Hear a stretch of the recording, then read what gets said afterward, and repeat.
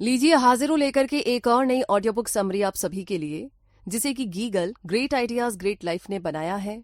और यहाँ पर आप समरीज को पढ़ सकते हैं, सुन सकते हैं, सबके साथ शेयर भी कर सकते हैं। तो आइए बिना देरम देरी किए शुरू करते हैं आज की इस किताब को, जिसका नाम है एटॉमिक हैबिट्स, जिसे लिखा है जेम्स क्लियर ने। The fundamentals what tiny changes make a big differences. तो चलिए इस समरी को शुरू करते हैं। अच्छा, एक बात बताइए, क्या आप जानना चाहते हैं कि आप सक्सेसफुल क्यों नहीं हो रहे हैं? क्या आप खुद की आदतों को बदल करके एक सक्सेसफुल इंसान बनना चाहेंगे? अगर जवाब हाँ है तो ये समरी बिल्कुल आपके लिए ही है। इस समरी में हम सीखेंगे कि खुद की हैबिट्स को, खुद की आदतों को कैसे चेंज करें। ऐसा क्या करें कि हमें मोटिवेशन या विल पावर की जरूरत ही ना पड़े। तो आइए इस जर्नी में थोड़ा आगे बढ़ते हैं और जानते हैं। सबसे पहले बात करते हैं the surprising power of atomic habits. मतलब ये कि एक दिन में ब्रिटिश साइकिलिंग की किस्मत चेंज हो गई। 1908 से ब्रिटिश राइडर्स ने 2003 ओलंपिक्स तक सिर्फ एक ही गोल्ड मेडल जीता था। तो 110 सालों में कोई भी British cyclist tour day France नहीं जीता था। ब्रिटिश राइडर्स की परफॉर्मेंस इतनी खराब थी कि कोई भी टॉप बाइक मैन्युफैक्चरर्स टीम को बाइक बेचना नहीं चाहती थी कि कहीं उनकी रेपुटेशन ना खराब हो जाए। लेकिन जब organisation governing body for professional cycling in Britain ने डेव ब्लेसफोर्ड को हायर किया, तो कुछ ऐसा हुआ जो आज तक नहीं हुआ था। जो चीज उसे बाकी के कोचेस से अलग करती थी वो थी उसकी अपनी स्ट्रेटेजी को लेकर के कमिटमेंट, जिसे वो the aggregation of marginal gains बोलता था। यानी कि हर छोटी से छोटी चीज में भी इम्प्रूवमेंट की गुंजाइश देखना, यानी कि सुधार की गुंजाइश देखना। अपनी टीम में छोटे एडजस्टमेंट करके उसने अपनी स्ट्रेटेजी की शुरुआत की। और ये चेंजेस बहुत बड़े नहीं थे, बल्कि छोटे छोटे थे। जैसे कि बाइक की सीट को रीडिजाइन करके ज्यादा कंफर्टेबल बनाना। उसने राइडर्स को आइडियल मसल्स टेम्परेचर मेंटेन रखने के लिए इलेक्ट्रिकली हीटेड ओवर शॉर्ट्स पहनने को बोला। टायर्स पर बेटर ग्रिप के लिए अल्कोहल रब करने के लिए बोला, वगैरह वगैरह। तो इन छोटे चेंजेस की वजह से काफी सुधार हुआ और रिजल्ट भी बहुत ही बेहतर मिल रहा था। और फिर 2008 बीजिंग ओलंपिक गेम्स में टीम ने परफॉर्म किया और झंडे गाड़ दिए। लेकिन ये हुआ कैसे? कैसे एक ऑर्डिनरी एथलीट्स की टीम वर्ल्ड चैंपियन बन गई, और वो भी छोटे छोटे चेंजेस से? कोई भी नहीं सोच सकता था कि ये स्मॉल एफर्ट्स इतना बड़ा डिफरेंस ला सकते हैं। क्योंकि अक्सर ना हम इन छोटे छोटे इम्प्रूवमेंट्स को, चाहे वो 1% ही क्यों ना हो, कभी नोटिस ही नहीं करते। लेकिन अगर आप गौर करें तो ये बड़े इफेक्टिव होते हैं, और उनका इफेक्ट तुरंत तो नहीं, लेकिन कुछ सालों के बाद पक्के से नजर आता है। तो चलिए देखते हैं कि ये मैथ में कैसे वर्क करता है, यानी कि गणित में कैसे काम करता है। अगर आप एक साल में हर दिन 1% इम्प्रूव करते हैं तो साल के एंड में आप 37 टाइम्स बेटर बन चुके होंगे। हैबिट सेल्फ इम्प्रूवमेंट के लिए कंपाउंड इंटरेस्ट की तरह होती है, और इनका असर एक दिन में नहीं दिखाई देता, लेकिन कई महीनों की प्रैक्टिस के बाद डेफिनेटली आपको वो इफेक्ट दिखने लगेगा। हालांकि इसका सैड पार्ट ये है कि ये इतनी स्लो पेस में असर करती है कि कई बार बैड हैबिट से छुटकारा पाने में बहुत टाइम लग जाता है। अगर आज आप अनहेल्दी मील खाते हैं तो स्केल पर आपका वेट बिल्कुल भी चेंज नहीं होगा, लेकिन बार बार यही चीज रिपीट करेंगे तो टॉक्सिक रिजल्ट्स भी मिलेंगे। जैसा कि बोला जाता है, आज आप सक्सेसफुल है या अनसक्सेसफुल ये उतना मैटर नहीं करता। मैटर करती है आपकी आदतें कि वो आपको राइट डायरेक्शन में ले जाती है या नहीं। सोचिए इस बारे में। वैसे आगे बढ़ते हैं इसी के साथ, और अब बात करते हैं कि आपकी हैबिट्स कैसे आपकी आइडेंटिटी को शेप करती है। मतलब ये कि बुरी आदतों को छोड़ना इतना मुश्किल क्यों है, जबकि अच्छी आदतें जल्दी से अपनाई भी नहीं जाती। बहुत मुश्किल होता है इन्हें अपनाना। तो चाहे हम कितने भी अच्छे इंटेंशन के साथ चले, बुरी आदतें एक बार लग जाए तो पीछा नहीं छोड़ती। हम लाख कोशिश कर ले उन्हें चेंज करने की, लेकिन अक्सर हम फेल हो जाते हैं, और इसकी वजह है हम गलत चीजों को चेंज करने की कोशिश करते हैं, और दूसरा हमारा तरीका सही नहीं होता। तो बहुत से लोग प्रोसेस ऑफ चेंज शुरू करने के लिए उस चीज पर फोकस करने लगते हैं जो उन्हें अचीव करनी होती है। ये हमें आउटकम बेस्ड हैबिट में लेकर आता है। लेकिन अगर हम आइडेंटिटी बेस्ड हैबिट्स बिल्ड करनी शुरू करें तो हम इस चीज पर फोकस करना शुरू कर देंगे कि हमें क्या बनना है। मान लीजिए कि लोग सिगरेट छोड़ना चाहते हैं। फर्स्ट पर्सन को जब सिगरेट ऑफर की जाती है तो वो बोलता है, नो थैंक यू, मैं सिगरेट छोड़ने की कोशिश कर रहा हूँ। अब ये सुनने में ना बड़ा रीजनेबल लगता है, लेकिन देखा जाए तो ये आदमी ये बात मानता है कि वो बेसिकली एक स्मोकर है जो अब कुछ और बनना चाहता है। वो अपने बिहेवियर में एक चेंज चाहता है, जबकि उसके बिलीव्स अभी भी सेम है।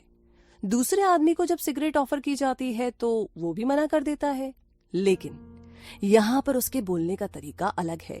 नो थैंक यू, लेकिन मैं सिगरेट नहीं पीता। तो देखा आपने, स्मॉल डिफरेंस, एकदम छोटा सा चेंज है, लेकिन सिर्फ इससे ही दोनों की आइडेंटिटी चेंज हो जाती है। ज्यादातर लोग इंप्रूवमेंट करते वक्त आइडेंटिटी चेंज के बारे में सोचते तक नहीं है। आप अपने एक एस्पेक्ट को लेकर के जितना ज्यादा प्राउड फील करेंगे, उतना ही आप नई आदतों को अपनाने के लिए मोटिवेट होंगे। आपको ना बस ये डिसाइड करना है कि आप क्या बनना चाहते हो, और अपनी हैबिट्स में छोटे छोटे चेंजेस ला करके आप ये बात साबित कर सकते हो। और इसी के साथ आगे बात करते हैं सिंपल स्टेप्स में बेहतर हैबिट्स को कैसे बिल्ड करें। आइए इसे समझते हैं। एक साइकोलॉजिस्ट एडवर्ड ने एक एक्सपेरिमेंट किया 1898 यानी कि 1898 में, जिसमें पता चला कि हम करंटली हैबिट्स और रूल्स को कैसे समझते हैं जो कि बाद में हमारा बिहेवियर बन जाती है। तो एडवर्ड को एनिमल्स का बिहेवियर स्टडी करने का बहुत शौक था, इसीलिए उन्होंने बिल्लियों से शुरुआत की। उन्होंने हर बिल्ली को, हर कैट को एक डिवाइस पजल बॉक्स के अंदर रखा। बॉक्स के अंदर एक डोर बनाया था ताकि कैट इजीली निकल सके। एक लीवर प्रेस करके या एक कोड लूप पुल करके ये डोर खुल जाता था। ज्यादातर कैट्स बॉक्स के अंदर जाते ही बाहर निकलने की कोशिश करती थी, तो कैट्स अपनी नोज कॉर्नर्स में घुसा के देखती, अपने पंजे मारती और फिर कुछ मिनट के बाद उन्हें लीवर दिखता और फिर डोर खोल करके बाहर आ जाती थी। तो ऐसा 20 से 30 बार के ट्रायल के बाद, उनका बिहेवियर ऑब्जर्व करने के बाद ये पता चला कि कैट्स को बार बार बॉक्स में जाना हैबिचुअल लगने लगा और अंदर जाते ही वो लेवल प्रेस करके बाहर निकल आती थी। बार बार की प्रैक्टिस से कैट्स ने मिस्टेक्स कम की और सोल्यूशन पर फोकस किया। तो इस स्टडीज से एडवर्ड लर्निंग प्रोसेस को कुछ ऐसे डिस्क्राइब करते हैं, जो बिहेवियर सेटिस्फाइंग रिजल्ट्स देते हैं हम उन्हें रिपीट करते हैं, और जिनका रिजल्ट्स हमारे फेवर में नहीं होता हम उन बिहेवियर्स को अपनी हैबिट्स में शामिल नहीं करते। तो हैबिट्स क्रिएट करने के प्रोसेस को हम 4 इजी स्टेप्स में डिवाइड कर सकते हैं। सबसे पहला है क्यू, दूसरा है क्रेविंग, तीसरा है रिस्पॉन्स और चौथा है रिवॉर्ड। तो क्यू हमारे ब्रेन को बिहेवियर शुरू करने के लिए ट्रिगर करता है और रिवॉर्ड प्रिडिक्ट होता है काइंड ऑफ इंफॉर्मेशन से, और क्योंकि रिवॉर्ड्स का फर्स्ट साइन है, ये अक्सर क्रेविंग्स की तरफ ले जाता है। क्रेविंग्स एक तरह से मोटिवेशनल फोर्स है। बिना किसी भी डिजायर के हम कोई एक्शन नहीं लेते। आपको सिगरेट स्मोकिंग की क्रेविंग्स नहीं होती, बल्कि उस रिलीफ की होती है जो सिगरेट पीने से मिलती है। थर्ड प्लेस पर रिस्पॉन्स आता है, और यही वो एक्चुअल हैबिट है जो आप बनाते हैं, जो किसी भी थॉट या एक्शन के फॉर्म में हो सकती है, चाहे कोई एक्चुअल रिस्पॉन्स हो या नहीं। ये डिपेंड करता है कि आप कितने मोटिवेटेड है। और फाइनली रिस्पॉन्स ही रिवॉर्ड लाता है। तो ये बेसिकली किसी भी हैबिट का गोल होता है। क्यों रिवॉर्ड को नोटिस करता है, क्रेविंग्स उस रिवॉर्ड की डिजायर रखती है, और रिस्पॉन्स रिवॉर्ड अचीव करने से जुड़ा हुआ है।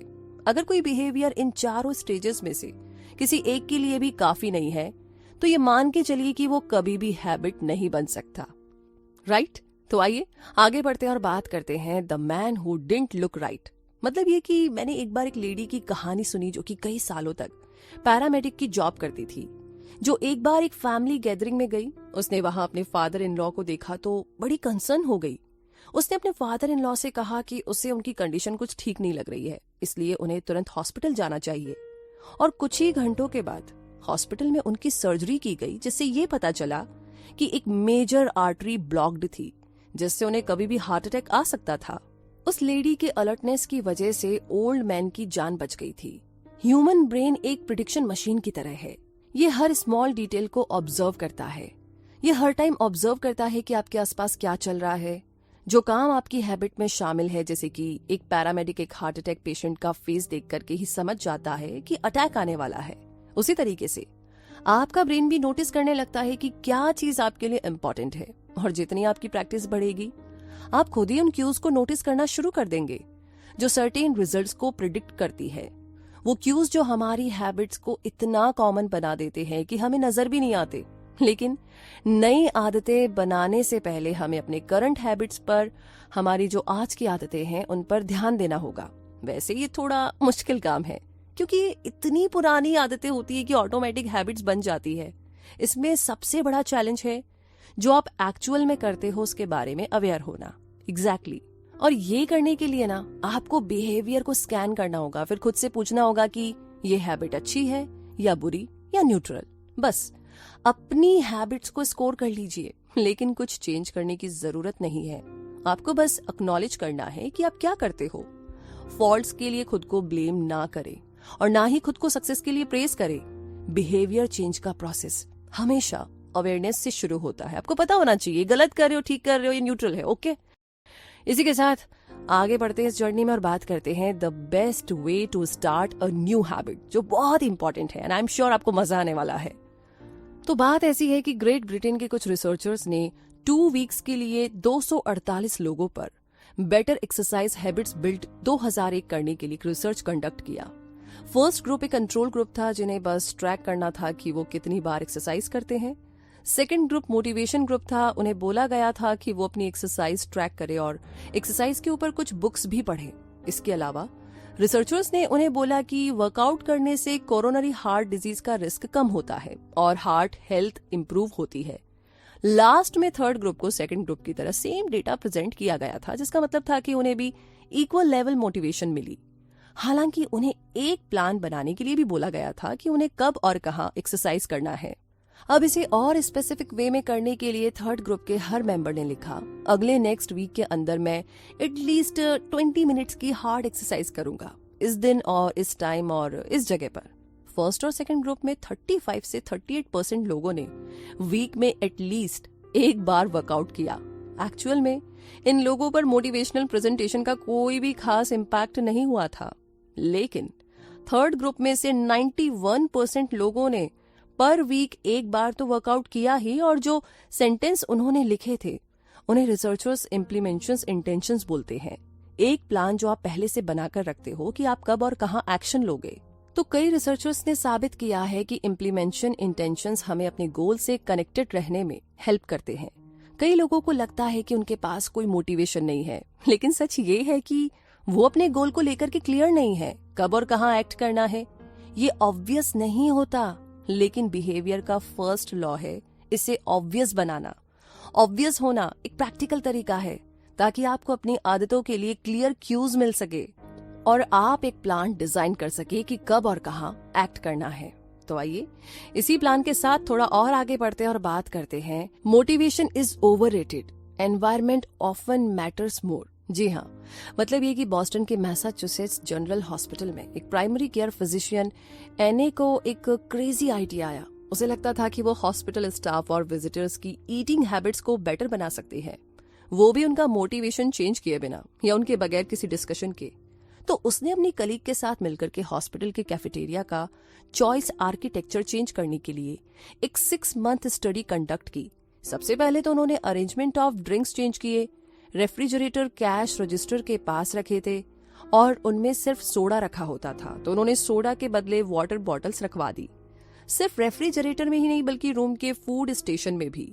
तो सोडा अभी भी मेन रेफ्रिजरेटर में था, लेकिन वाटर अब सब जगह अवेलेबल था। अगले 3 महीने में सोडा की सेल 11.4% तक डिक्लाइन हो गई थी, जबकि बॉटल वाटर की सेल 25.8% इंक्रीज हो गई थी। तो इसी तरह के चेंजेस कैफेटेरिया के फूड में भी किए गए और यहाँ भी उन्हें सेम रिजल्ट्स मिले, लेकिन किसी ने कुछ नोटिस नहीं किया।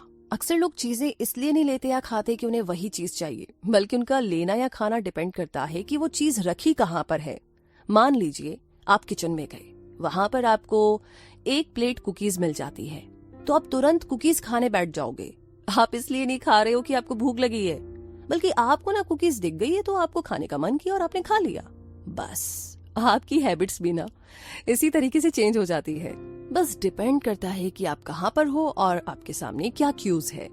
ह्यूमन बिहेवियर फॉर्म करने में एनवायरनमेंट का इनविजिबल हाथ माना जाता है, चाहे हमारी पर्सनैलिटीज कितनी भी डिफरेंट क्यों ना हो। कुछ बिहेवियर खुद ब खुद हमारे एनवायरनमेंट कंडीशन की वजह से भी बन जाते हैं। अनफॉर्चुनेटली जिस एनवायरनमेंट में हम रहते हैं और काम करते हैं, हमें कुछ स्पेसिफिक एक्शंस लेने से रोक देता है, क्योंकि बिहेवियर को ट्रिगर करने का कोई ऑब्वियस क्यू होना जरूरी है।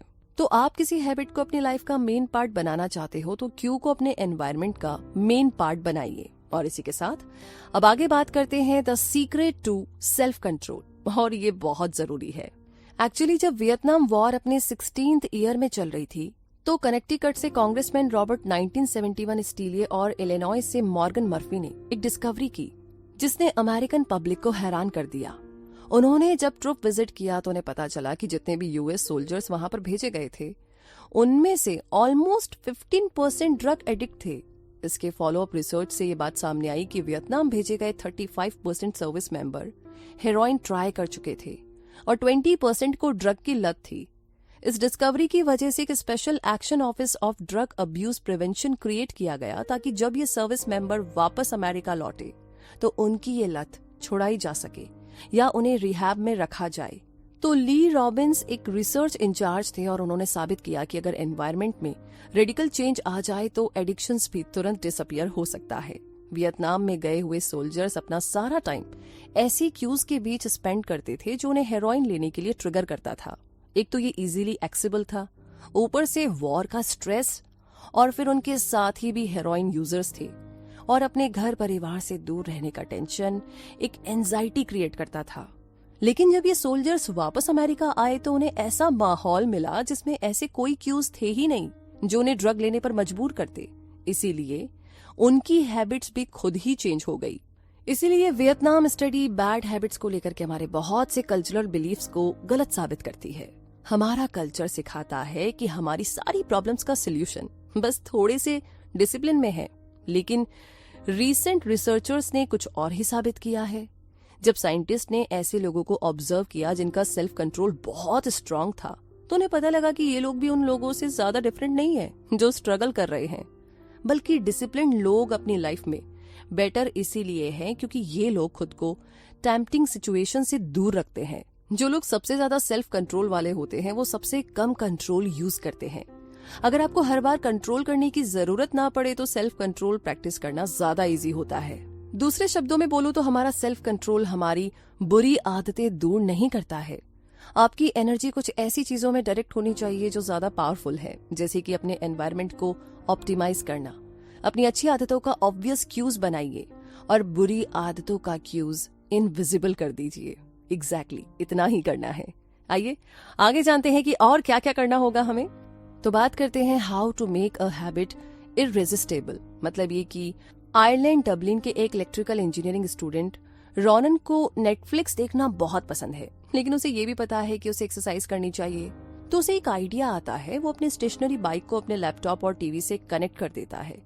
फिर वो एक ऐसा कंप्यूटर प्रोग्राम बनाता है जिससे साइकिल को एक खास स्पीड पर चलाने पर नेटफ्लिक्स काम करने लगता है।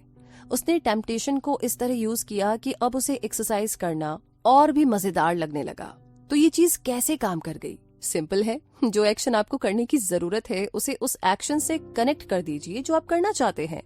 तो टेम्पटेशन बंडलिंग मेथड है एक साइकोलॉजिकल थ्योरी को अप्लाई करने का जिसे प्रेमैक्स प्रिंसिपल बोलते हैं। और ये प्रिंसिपल बेसिकली ये बताता है कि अगर आप कोई चीज नहीं भी करना चाहते हैं तो भी आप उसे करने पर मजबूर हो जाते हैं। वो इसीलिए क्योंकि आपको ऐसा करने में ना कुछ ऐसा मिल रहा है जो आप वाकई में अचीव करना चाहते हैं। इसका मतलब है हैबिट्स को अट्रैक्टिव बनाना या फेवरेबल बनाना, जिसके बदले में कुछ भी छोड़ना ना पड़े।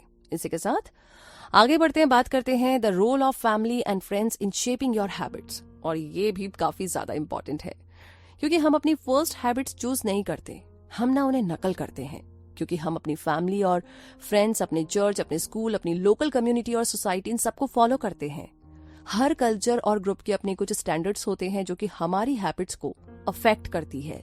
हम अपने करीबी लोगों को अनजाने में ही इमिटेट करते हैं, उनकी हैबिट्स को पिक कर लेते हैं। हम अपने पेरेंट्स की कॉपी करते हैं, उनके जैसे ही आर्ग्यूमेंट्स और फाइट्स को हैंडल करने की कोशिश करते हैं। इतना ही नहीं, हम अपने को-वर्कर्स को भी कॉपी करते हैं। ये एक जाना माना रूल है, अगर आप किसी के क्लोज है तो पॉसिबल है कि आप उन्हें कॉपी करें।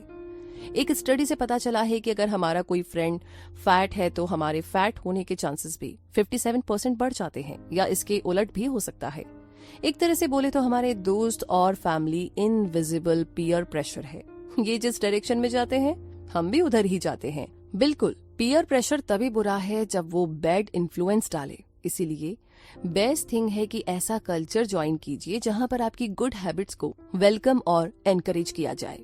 इसी के साथ आगे बात करते हैं how to find and fix the causes of your bad habits.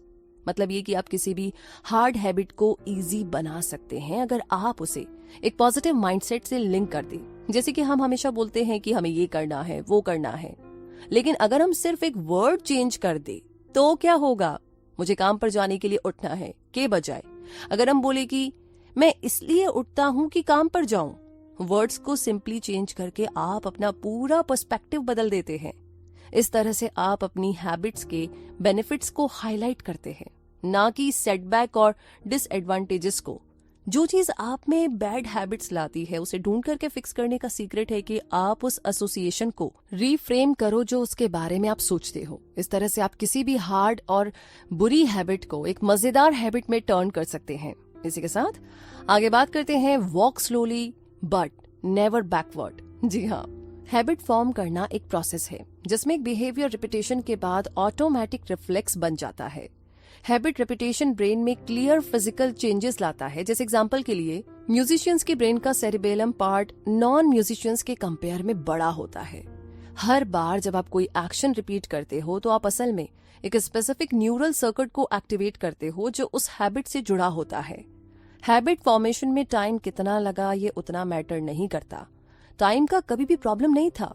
Matter ये करता है कि वो रेट जिस पर आप सर्टेन बिहेवियर को परफॉर्म करते हो, जैसे कि आप कोई चीज 40 दिन में 2 बार करो या 200 बार, ये टाइम की बात नहीं है बल्कि फ्रीक्वेंसी की बात है।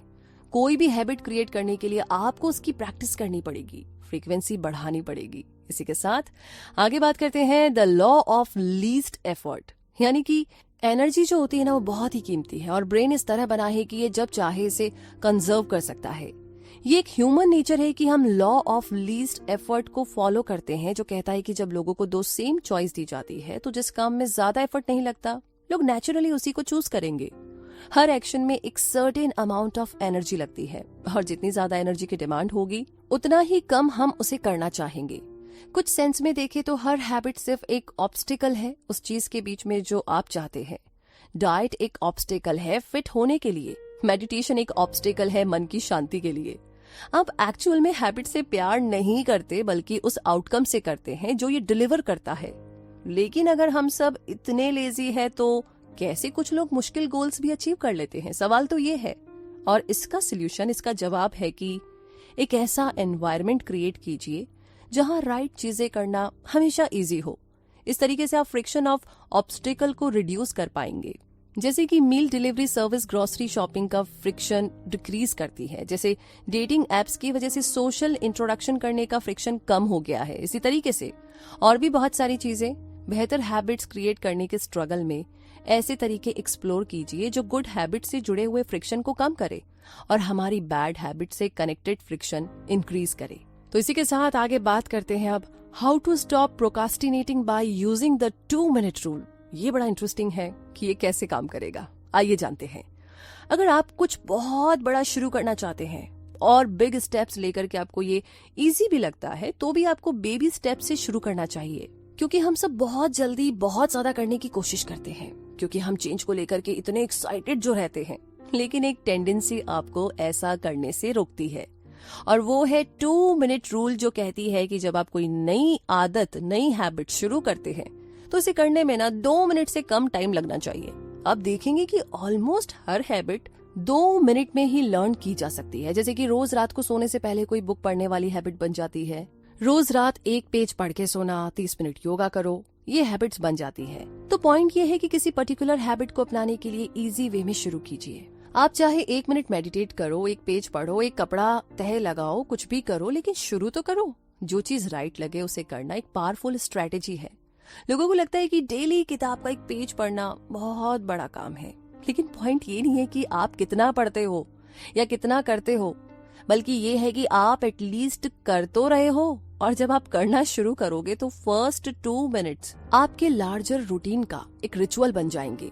एक्चुअली ये एक आइडियल तरीका है किसी भी डिफिकल्ट स्किल में एक्सपर्ट बनने के लिए। अगर एक बार हैबिट बन जाए तो ऐसा भी पॉइंट आएगा कि आप वो एक्शन एकदम परफेक्ट वे में रूटीनली करने लगोगे।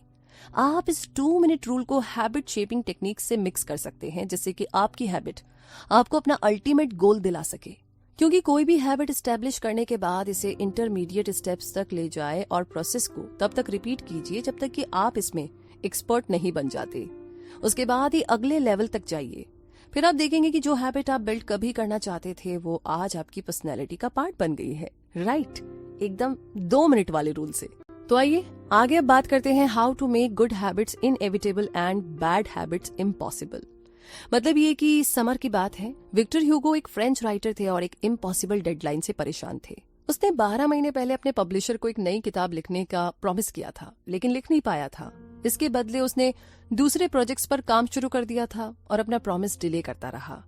ह्यूगो का पब्लिशर फ्रस्ट्रेट हो गया, इसलिए उसने 6 मंथ्स के अंदर की एक डेडलाइन सेट कर दी।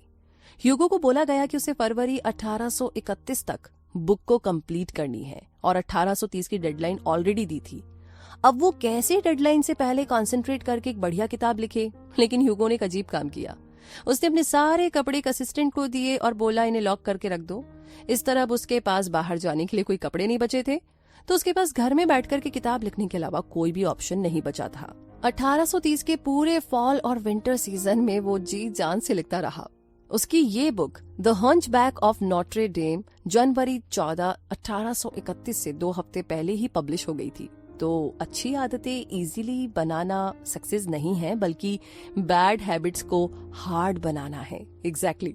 आगे बात करते हैं अब the cardinal rule of behaviour change. मतलब ये कि जब कोई एक्सपीरियंस सेटिस्फाई करता है तो हम उस बिहेवियर को ज्यादा रिपीट करते हैं, और ये पूरी तरह लॉजिकल है, क्योंकि प्लेजर चाहे छोटी छोटी चीजों का ही क्यों ना हो, हमारे ब्रेन को एक सिग्नल भेजता है कि ये चीज अच्छी है, इसे दोबारा करो। अब च्युइंगम का ही एग्जांपल ले लीजिए। शुरुआत की च्युइंगम्स में कोई टेस्ट नहीं होता था, सिर्फ ब्लेंड रेजिन्स, बिल्कुल भी टेस्टी नहीं। लेकिन 1891 में इसमें फ्लेवर्स ऐड किए जाने लगे। तो ये बात भी लॉजिकल है कि अगर किसी एक्सपीरियंस में मजा नहीं आता है तो उसे रिपीट करने का कोई मतलब नहीं है। कार्डिनल रूल यही कहता है जिसमें रिवॉर्ड मिले वही चीज रिपीट की जाती है, और जिसमें पनिशमेंट मिले उसे अवॉइड किया जाता है। लेकिन ये नियम, ये रूल थोड़ा सा ट्रिकी है।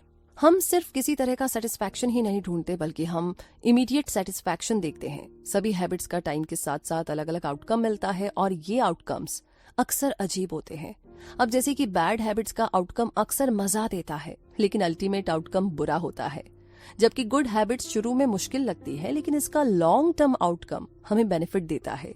तो एक रिवॉर्ड जो अभी मिलने वाला है अक्सर हमें फ्यूचर के रिवॉर्ड से ज्यादा पसंद होता है। इंस्टेंट सेटिस्फैक्शन की चाहत में लोग अपना सारा टाइम इमीडिएट प्लेजर पाने में स्पेंड करते हैं।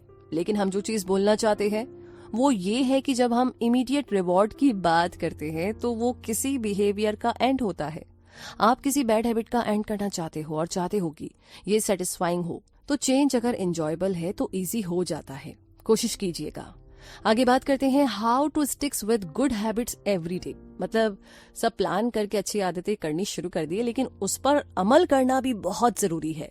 मतलब ये कि बेंजामिन फ्रैंकलिन जब 20 के थे तो रोज एक छोटी सी बुकलेट अपने साथ हमेशा रखते थे, जिसमें वो अपने 13 पर्सनल गुड बिहेवियर का ट्रैक रख सके। इस लिस्ट में इस तरह के गोल्स थे: लूज नो टाइम, मतलब टाइम वेस्ट मत करो, हमेशा कुछ ना कुछ यूजफुल करते रहो। हर दिन के एंड में वो अपनी लिस्ट खोलकर देखते और अपनी प्रोग्रेस को रिकॉर्ड करते थे। इसे हम हैबिट ट्रैकर भी बोल सकते हैं, और ये अपनी हैबिट्स को चेक करने का एक इजी तरीका है। हैबिट ट्रैकिंग काफी पावरफुल है क्योंकि इसमें multiple laws of behaviour change use होता है। ये किसी बिहेवियर को ऑब्वियस बनाता है, क्योंकि हर बार जब आप लिस्ट ओपन करते हो ये आपके सामने लिखा होता है, फिर एक एक्शन से दूसरा जुड़ जाता है। हैबिट ट्रैकिंग किसी भी हैबिट को मजेदार बना देती है, क्योंकि मोटिवेशन का मोस्ट इफेक्टिव फॉर्म है प्रोग्रेस, और ये हैबिट को सेटिस्फाइंग बनाती है। अब ये बात तो सब जानते हैं कि अपनी टू डू लिस्ट में से कोई आइटम क्रॉस करना कितना सेटिस्फाइंग लगता है। हम सबको रिजल्ट्स मिलना कितना अच्छा लगता है, इसमें कोई शक नहीं है। और यही वजह है कि मोटिवेटेड रहने के लिए हैबिट ट्रैकिंग बहुत जरूरी है, ताकि आपकी नजर हमेशा अपने गोल्स पर रहे। तो इसी बात को आगे बढ़ाते हुए अब बात करते हैं how an accountability partner can change everything. मतलब ये कि जैसे हम एंजॉय करने के बाद कोई एक्सपीरियंस रिपीट करते हैं, वैसे ही अगर एक्सपीरियंस पेनफुल रहा तो हम उसे अवॉइड भी करना चाहेंगे। पेन एक इफेक्टिव टीचर होता है। अगर फेलियर पेनफुल है तो हम उसे फिक्स करते हैं, लेकिन अगर किसी फेलियर का हम पे कोई इफेक्ट नहीं होता तो हम उसे इग्नोर करते हैं। मिस्टेक जितनी इमीडिएट और कॉस्टली होगी उतना ज्यादा हम सीखते हैं। जैसे कि बैड रिव्यू का डर एम्प्लॉय को अच्छा काम करने पर मजबूर कर देता है। कॉन्सिक्वेंसेज अगर एक्सट्रीम हो तो लोग जल्दी से सीख लेते हैं। इसीलिए कभी कभी एक अकाउंटेबल पार्टनर के होने से हेल्प मिलती है, क्योंकि तब आपको पता होता है कि कोई आपको वॉच कर रहा है, देख रहा है, ताकि आप मोटिवेटिंग और पावरफुल बने। अगर तुरंत रिजल्ट भुगतने पड़े तो आप काम को कभी डिले नहीं करेंगे, और अगर आप अपना वर्क डिले करते हो तो आपके बॉस की नजरों में आप एक लेजी और अनट्रस्टवर्दी इंसान हो। और ये सभी जानते हैं कि हम अपने आसपास के लोगों के ओपिनियन की कितनी ज्यादा परवाह करते हैं, जो हमें टॉप तक पहुंचने में मदद करते हैं। इसीलिए इस तरह का कोई पार्टनर होना आपके लिए ना बहुत मददगार साबित होगा।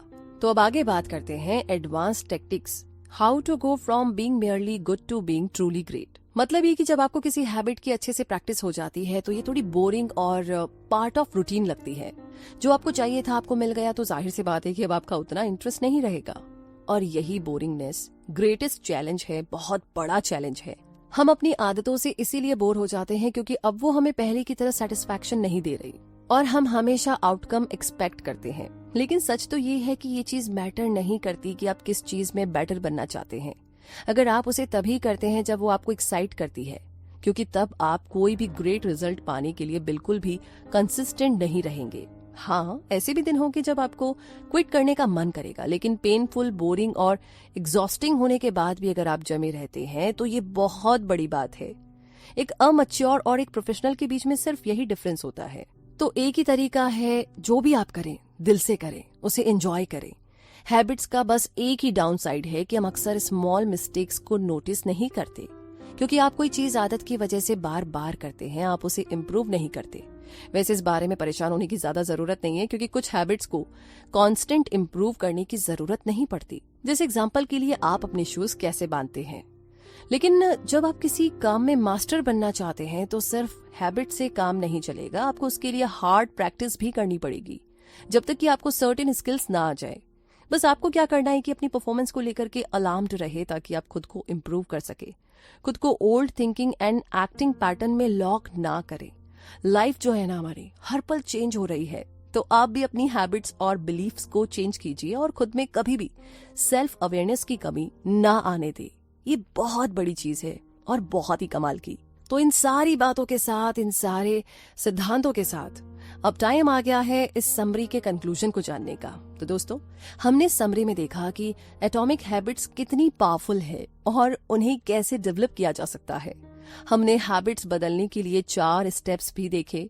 हमने 2 मिनट रूल के बारे में भी जाना और सीखा। इन शॉर्ट, हमने देखा कि कैसे हैबिट्स हमारी आइडेंटिटी को चेंज कर सकती है। जो हमें चाहिए वो हम सब कुछ अचीव कर सकते हैं, लेकिन एक छोटा सा बेबी स्टेप तो हमें लेना ही होगा, और उसके लिए बहुत सारी शुभकामनाएं। तो बताइए समरी आपको कैसी लगी, कमेंट बॉक्स में लिख करके, और साथ ही साथ आगे किस किताब के बारे में आप जानना चाहते हैं वो भी हमें लिख भेजिए, और अपना ढेर सारा प्यार भर भर के आप हमें गूगल प्ले में रिव्यूज देकर दे सकते हैं। तो मुलाकात होगी आपके साथ बहुत जल्दी ही। तब तक के लिए अपना बहुत सारा ध्यान रखिए, हमेशा मुस्कुराते रहिए। जय हिंद।